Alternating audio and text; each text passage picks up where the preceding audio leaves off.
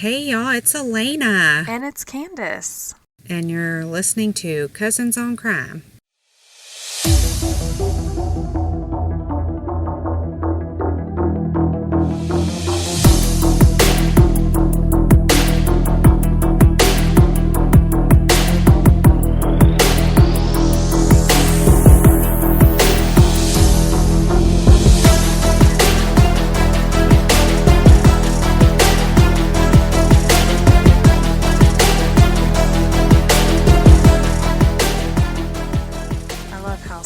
Say that. Cousins on Crime. Cousins on Crime. I used to talk like that, like when I was little, too. Uh-huh. Yeah. We both had a really thick accent when we were little. Yeah. And then we'd go visit our family in Mississippi, and then we would try to talk like them. It wasn't that hard.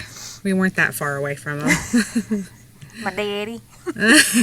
How you doing, Lena? I'm good. I'm good. Just finally got a chance to sit down with you. It's good to see you. Yeah. How's your morning going? Good. I think I've officially lost my sexy voice. Don't worry, though. It'll be back, I'm sure, because I woke up this morning with a sore throat. So, round 15, here we come. Maybe. I wish we would have ever been recording when I was in Texas, because my voice was at an all-time sexy. Yeah, at that for point. Sure. It was like really raspy and I was like coughing uncontrollably. It was just, Yeah, that's sexy. Coughing everywhere, yes. I was having like coughing fits. Yeah. But you controlled yourself very well. Oh, thanks. I was sick with such poise.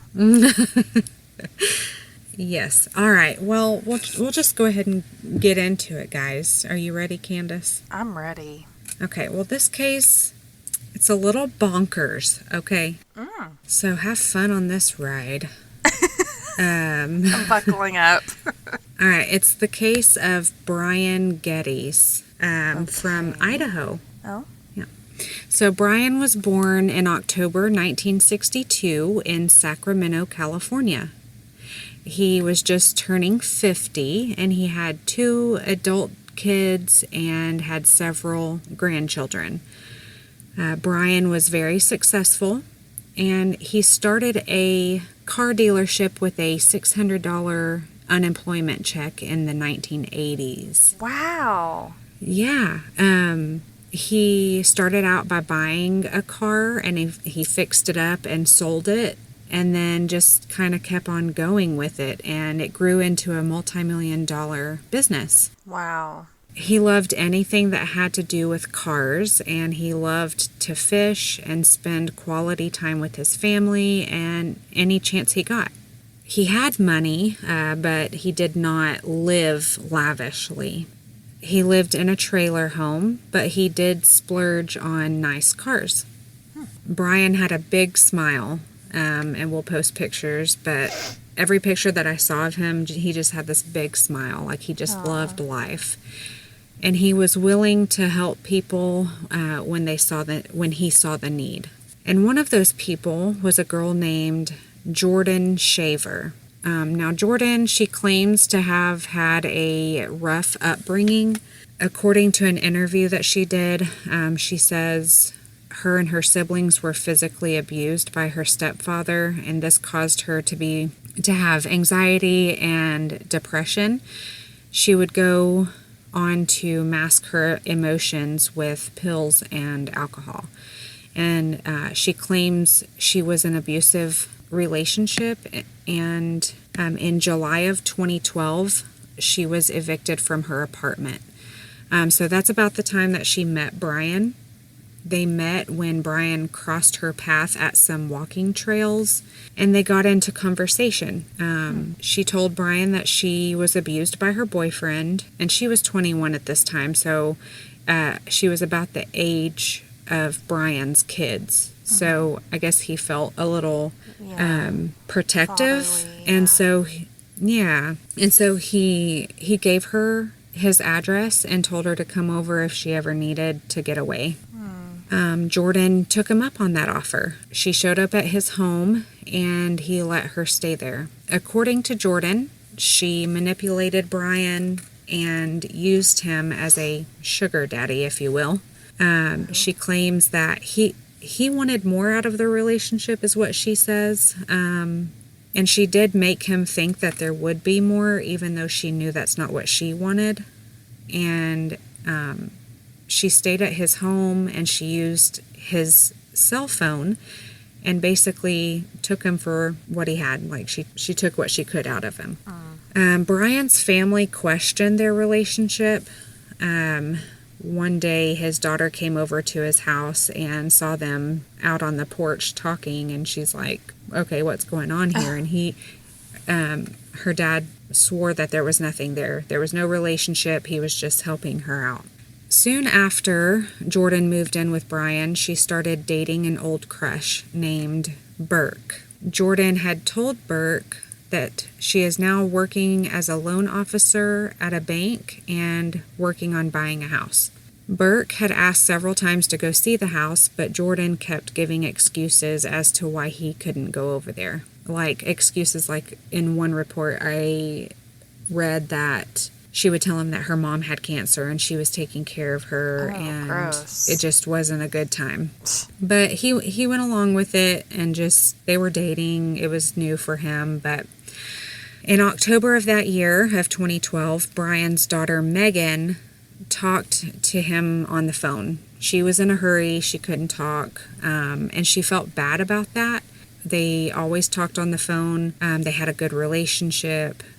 So on his birthday, that October 17th, she called him to wish him a happy birthday and just to touch base. And since she didn't get to talk to him very much the day before, he didn't answer. And after several attempts, this had gone on for a few days where he wasn't answering his phone. She couldn't understand why he was avoiding her calls. And one day she gets a text from him. Don't worry about him. He just went to the casino for his 50th birthday. He'll call when he can, kind of thing. And I mean, it wasn't like him to go to the casino, or just kind of take off like that, but she kind of justified it. It's his 50th birthday. Okay, go big or go home. And that text was from who? Like, did it say who it was from? It was from Brian's phone. And so, did yes. it say, like, he's at the casino, love? No, it said I. Oh, it said I. It was from Brian's phone. Gotcha. Yeah, Brian's phone. Don't worry about me. Okay. I'm at the casino. I'll call when I can. Okay. Sorry, I misunderstood that. That's okay. And then she would get, through the week, the next couple of weeks, she would get texts like, oh, sorry, I can't talk. The reception's really bad. I'll call later. And there was just always a reason why he couldn't talk, but he would text. You know how people have certain ways of texting, like Right. I'm one that uses punctuations, and like you can tell if I'm texting you. Well, these texts didn't seem like they were coming from Brian. They weren't his abbreviation, like they were abbreviated words, and it just wasn't like how he was texting. So she got a little concerned about that, and something was off. About 2 weeks go by, and she grew more suspicious. Her dad was still not talking to her on the phone, and she wasn't getting any more texts from him at this point. They just stopped. And I mean, he loved his family, and it just wasn't like him. So one day, Brian's son, Brennan, told Megan, Brian's daughter, about this weird situation that just happened. He walked into his dad's house. The door was unlocked. He just walked in, and there's a group of teenagers just hanging out. He's like, what's going on? And then a few minutes later, Jordan walks in. She got out of the car, walked in the house, and he's like, what's going on here? And she's like, oh, Brian, he asked me to watch the house while he went and took care of his elderly parents. What? Like, he's just gone. He asked me to watch the house. He's coming back. It's fine. So Brennan calls Megan and tells her about this story, and Megan decides to leave work early and went to Brian's house to check this out for herself. When she arrived, she saw that the area around his home was damaged and trashed. Oh. It wasn't normal. Yeah, it wasn't normal the way her dad lived. Like, he kept a very clean yard and... Okay, and here's another weird thing. So Megan knocked on his front door and Jordan Shaver answers. She told Megan that Brian wasn't there and he told her that she could stay there a while he was on vacation. So, is she dumb? Like, these are easily verifiable things. Like, he's visiting his elderly parents, which is the grandparents of his son. And then... why would his kids not know if he was there or not? And then say something completely different to the sister, knowing that this is something they could easily communicate about. Right. People are so dumb. Well, and we'll talk more about that in a little bit, but yes, it was just really strange. Just one weird thing after another. So Megan starts asking Jordan questions, and Megan sees Brian's dog at the house, and Brian didn't go anywhere without his dog. Like, he took his dog everywhere. And so when Megan starts asking the questions, Jordan just takes a beeline out the house. She runs, gets in the car, and just drives away. Whoa. She was... oh my gosh. She knew she was digging a hole. Yeah. She's like, oh, I'm caught.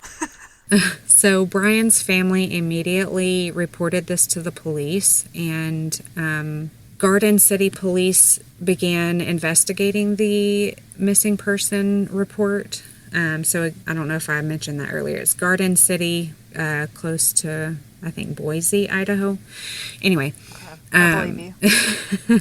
They went to Brian's home, and Jordan had left the house just before the officers arrived. And they knew that because they had immediately started tracking Brian's cell phone. And they found Jordan at a local Walmart within the next hour of them going to Brian's home. They figured out where she was, went to Walmart, arrested her. And she actually had a unrelated felony warrant for failure to appear on prior grand theft and burglary charges from an incident at the Boise Town Square Mall.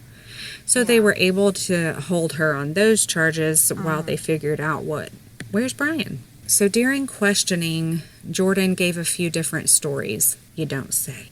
The first was that she was looking after the house while Brian was in Europe, because that's where his elderly parents were, apparently. That's what she says. I don't know if that was true. Okay. The second story was that after she started staying with Brian, he told her that he was a drug dealer. And one day he went to make a deal and he just never came back. She went so far to say that another dealer showed up at Brian's and threatened her to not tell anyone about what happened to Brian. Oh, that's a good one. Yeah. So police ended up bringing Burke in for questioning. You know, Burke is the new boyfriend she's seeing.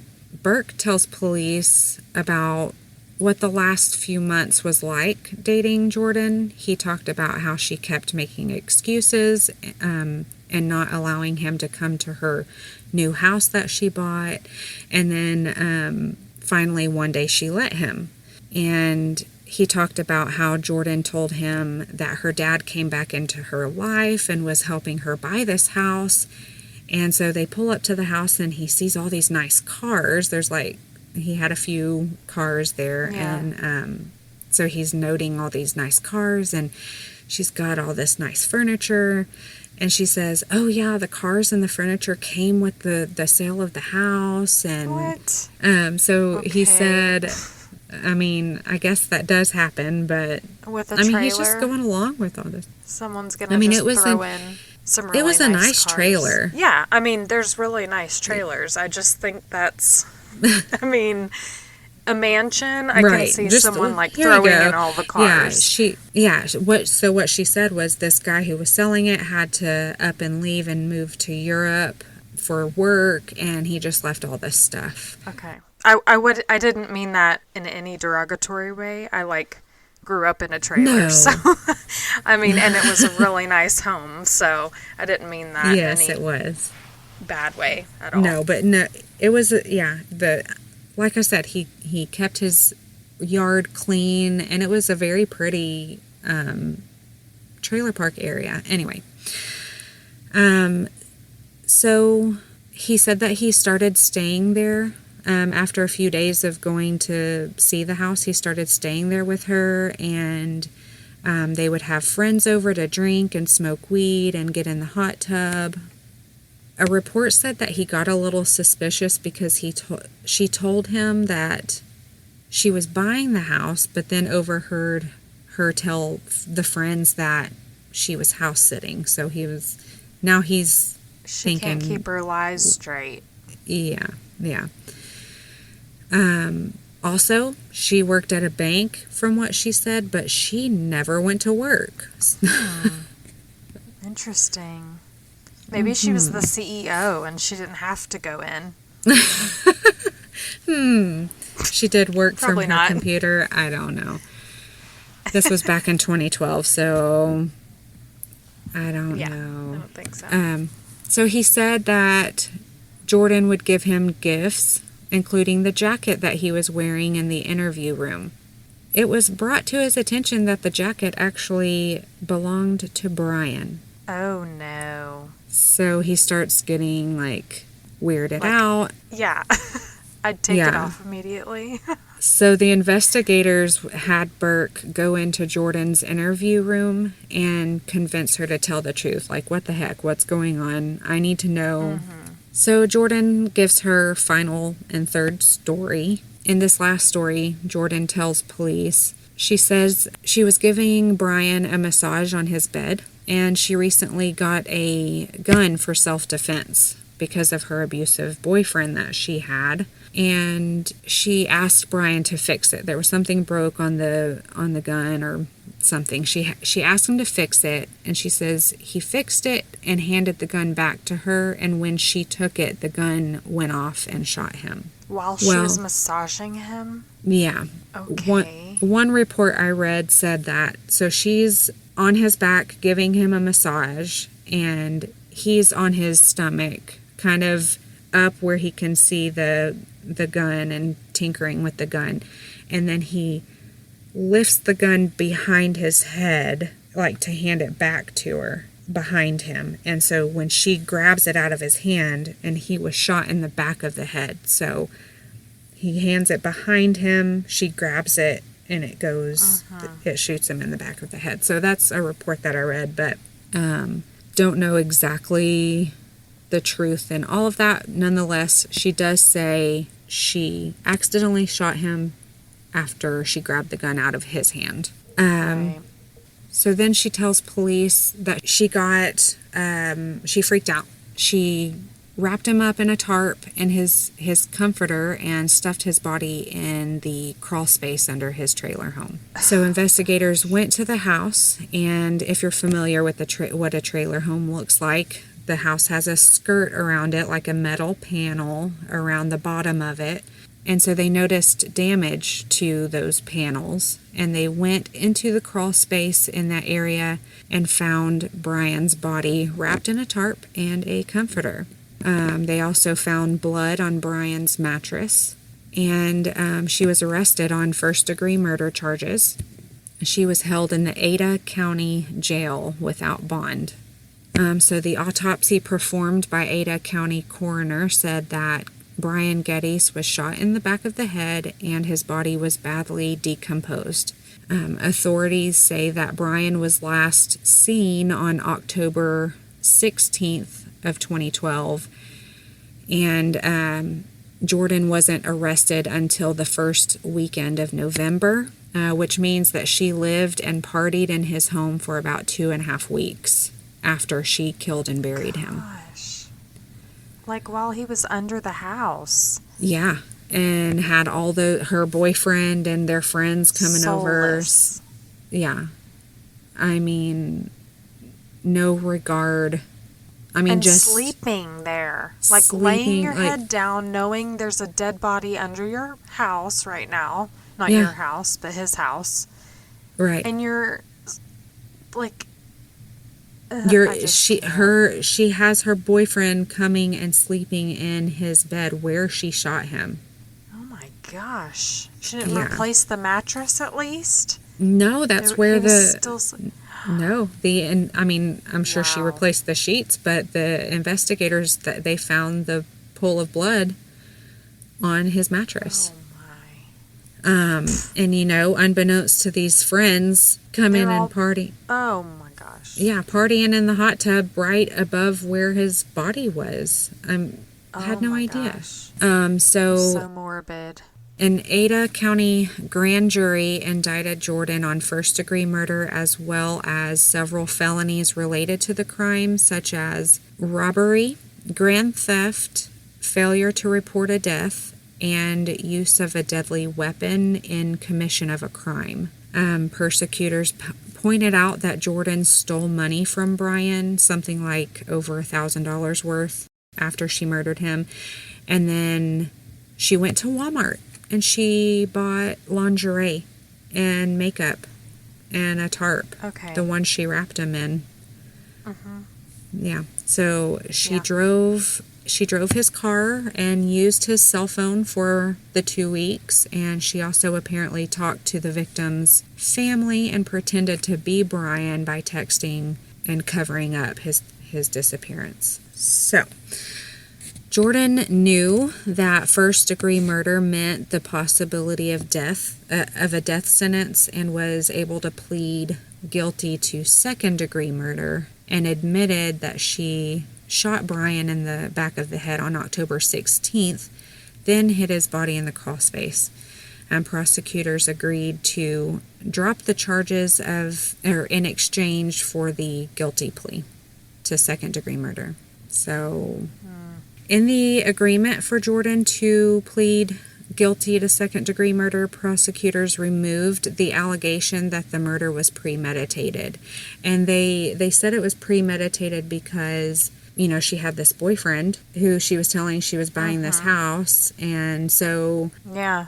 these couple of months, she was like, okay, well, how am I going to tell him this is my house, Yeah. So anyway, they felt that she and came she'd up been with this using thing. him for all that time, Right. taking his money and stuff and getting whatever else. So Yeah. Prosecutors recommended that she serve a minimum of 20 years in prison. And so Jordan was ordered to undergo a psychological evaluation before sentencing. She had previously been diagnosed with depression, anxiety, post-traumatic stress disorder, Tourette's syndrome, and attention deficit hyperactivity disorder. I couldn't find any report about what the new results were, but from what I understood, those diagnoses were from her word of mouth. So yeah, I'm thinking more of a personality disorder. maybe. um, Yeah, I wish I searched for those results. I searched for like the case documents, but I couldn't find anything. So I mean, in the persistent lying, like just the Habitual, compulsive yeah. lying. Yeah. it's selfishness, but I mean maybe a personality disorder. I mean, you're the psychologist here, so Yeah. but ultimately she was sentenced to life in prison with the possibility of parole after 20 years. In an interview with Criminal Perspective, a podcast, Jordan says that she didn't have good structure growing up. She was one of 5 kids, didn't have a lot of money. Her stepdad was a drunk and abusive. She says that she struggled with abandonment issues and she turned to drugs and drinking. She admits that she was selfish and she had anger issues. And this is after 8 years of being in prison. So she says she doesn't want to use her childhood as an excuse, but she talked about it. Yeah, I think it's relevant, but Yeah. a lot of people have really chaotic upbringings and they don't murder people, so. Yeah, right. But so she does admit that she's selfish and had anger issues, and when she wasn't getting the attention that she wanted or felt that she deserved, she would act out. And she said that for the longest... But he was giving her all that attention. That's what gets me. Yeah. You know what I mean? Like, she was getting everything she wanted from him. Yeah. Sorry to cut you off. No, it's... Yeah, I totally agree with you. In this case, I think she was just acting out because she wanted to be able to say all this was hers. Yeah. And because Burke... She wanted the boyfriend. Apparently he was going to college, he was making something of himself, and she wanted to look good for him, and I mean, she didn't have anything for herself. And so she was going to make that happen. She said that for the longest time she denied how the murder happened until she met a woman in prison who spoke up and talked about the crime that she did, and it gave Jordan the boldness to admit her wrongdoings. She agrees that she was not a good person with Brian and that he definitely did not deserve what she did to him. She was trying to be careful with what she said in the interview due to legalities, but says that she takes full responsibility for what she did, but doesn't like to call it murder. Well, I mean... It is what it is. Yeah. The interviewer asked about the events of that night, and she said they had gotten to an argument that day because he threatened to tell her boyfriend Bert what she was doing. So here's her acting out. She says she was massaging his back on the bed. He jumped up and grabbed his phone that she had been using to, like, say, I'm calling Burke, or I'm, all these messages that you've got in here, or whatever. And she then reminds the interviewer that she was taking a lot of psych medication. She wants the listeners to understand that. Then continues by saying she immediately grabbed the gun out of her bag. She had felt triggered, but knew she wasn't in danger. She knew he wasn't going to hurt her, but she got scared and pointed the gun at him while he was getting up from the bed and pulled the trigger and shot him. She said she doesn't remember pulling the trigger, but she knew it happened. And so after she shot the gun, he fell onto the bed. He was getting up from the bed and she shot him in the back of the head? So, yes, he's getting up from the bed. So she says she's massaging his back, so which means he's laying on his stomach. So when he starts to get up from the bed and she just pointed the gun at him and she pulled the trigger. The gun went off. She doesn't know how, but she knew she did it. Okay. So he was shot in the back of the head. Still don't believe her. Yeah, but she seemed a little frustrated when talking about the police, saying that he was shot execution style because that's not what happened, she says. Oh, touchy. I mean, in this interview, and in the case notes, we'll post the link to the interview so y'all can hear, but she sounds very genuine, and she does sound very sorry. But so she looked at him, and in her mind, she thought everything was okay, but she realized he wasn't there, like he was gone, and she panicked so much that she had to go to Walmart and get lingerie. Just throwing that out there. And makeup. Yeah. So she said she had gone for years worrying about what people think of her, but now she cares more about the fact that she hurt someone that she cared about, and she hurt all the people in his family. She says that she ran off from the house the day that Megan came to the home asking questions. She was only thinking of herself, and her plan was to try to get somewhere that she thought she would be safe and figure out her next step from there. Like, she thought she was going to get away. So again, she reminds the interviewer that she was doing her best to be honest in the interview and that she wasn't sober and not completely in her right mind during all the events. She talks about how embarrassed she is that with her behavior and about how she made up a few stories, but now she's telling the truth.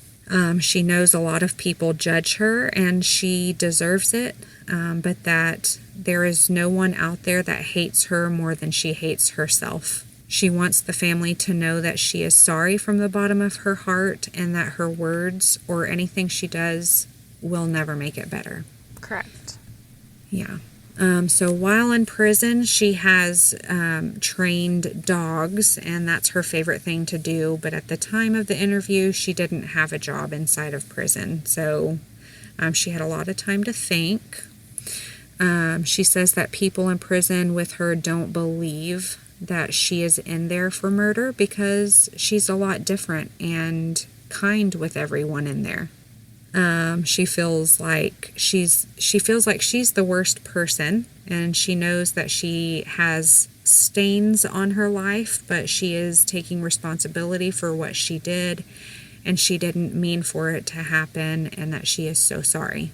She talks about the things that she is going to miss out on in life, but when she starts feeling sorry for herself, she reminds herself that she deserves it.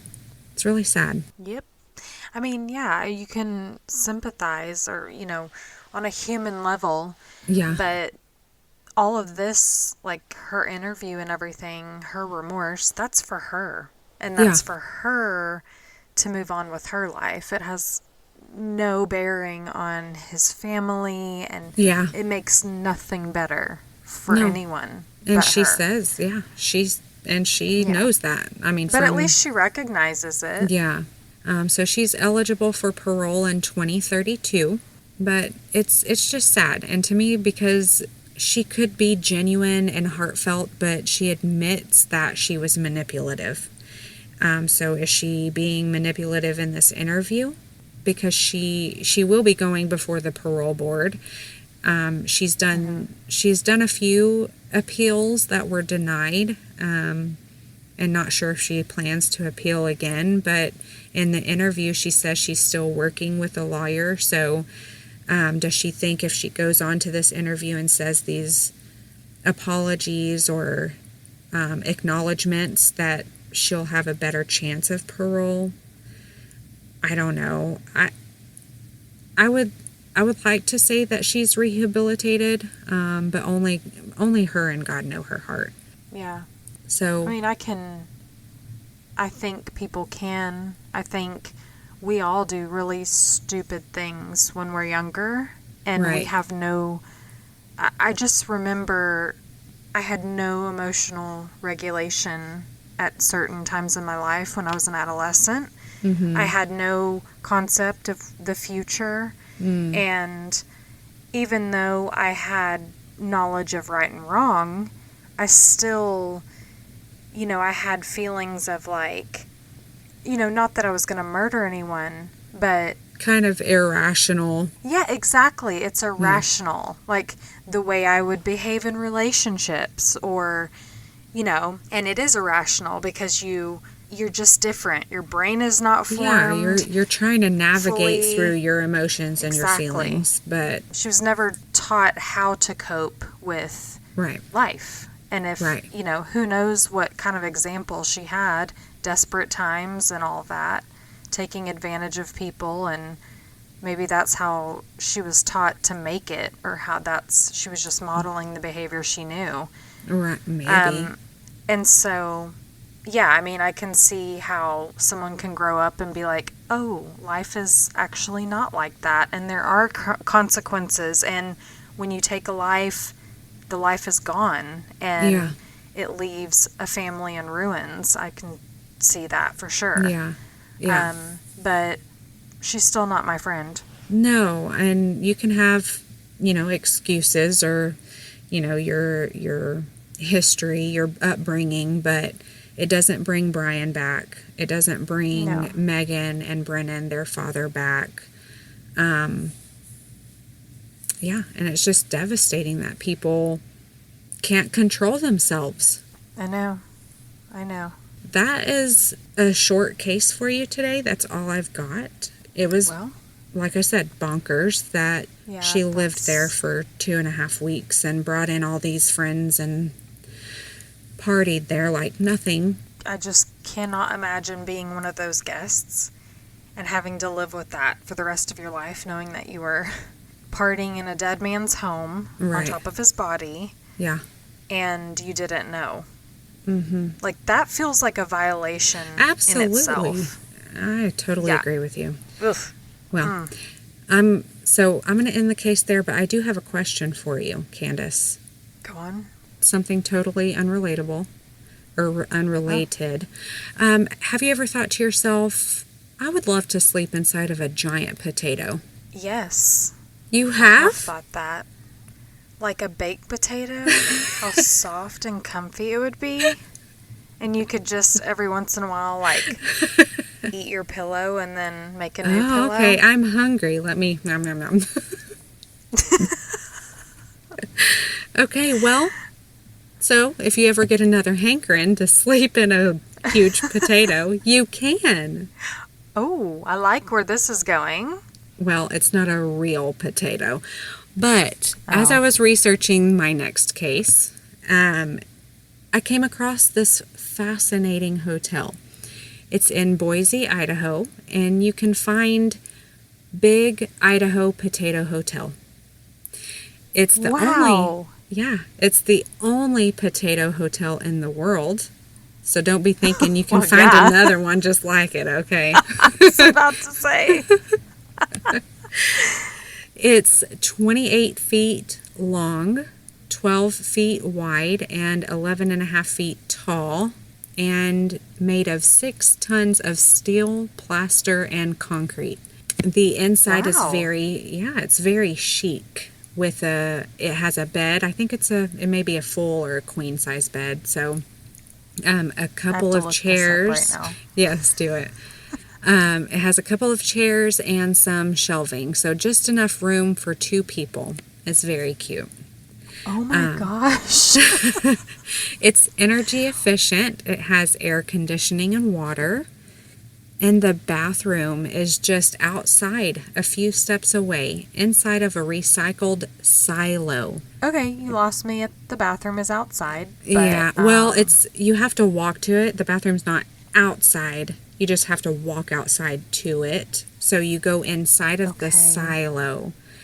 You will find, inside of the silo, you will find a whirlpool spa, a fireplace, and a glass skylight for stargazing while in the jacuzzi. This is actually really gorgeous. Yeah. It has go there. I know. I want to. It has a mountain view and is 20 minutes away from downtown Boise. You can make reservations on Airbnb. And again, it's called Big Idaho Potato Hotel. And no, this is not a sponsored ad. I just thought it was really cool. Us, go right ahead. Yeah, I just thought this was so neat. So look it up, guys. That is cool. I mean, there's some really terrible things about this world, but then there's some really cool things. Like, you can sleep inside of a potato, for real. You just can't eat it. You can take your own potato and eat it. I'll probably need to do that, because once you see it in the field there, you're going to want potatoes. Yeah, you're going to be hungry. Well, thank you for that, Alayna. That was a wild case, and now I have my next vacation planned. All right. So, thanks for that. You're welcome. Let me know if anybody else makes reservations. Yes, please. Oh my gosh. If anybody goes there, please send us pictures. I just want to go sit in the jacuzzi in the silo. Oh, that sounds nice. All right. Well, yeah, this was great. Let's do it again sometime. Yeah, let's do it again. See you next week, guys. Bye.